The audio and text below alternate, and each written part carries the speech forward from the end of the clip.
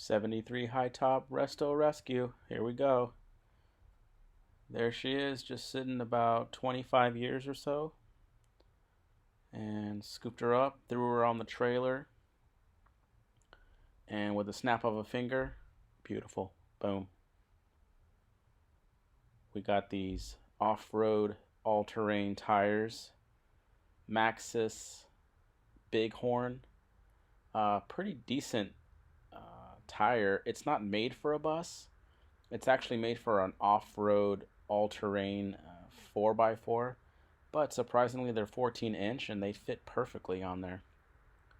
So I should have included more video of getting it to this point, but it was basically just a water sanding polish and a very deep cleaning. I mean, this thing was just dirty. It had animals living in it, so you can imagine.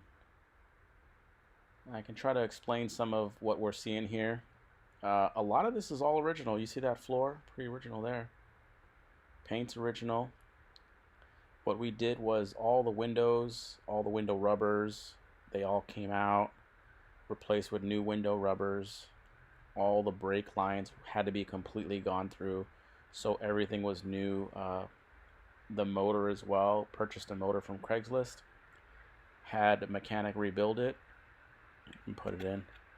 Right here you see the 73 moving up and down, documented on video for the first time in over 25 years.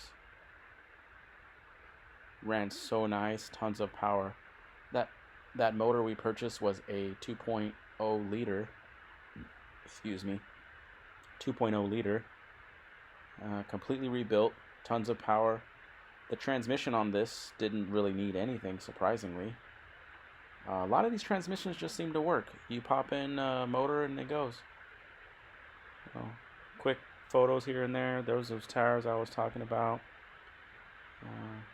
Yeah, nice little rescue. It ended up going to Germany. A guy out there really loved it, had to have it. I don't blame him.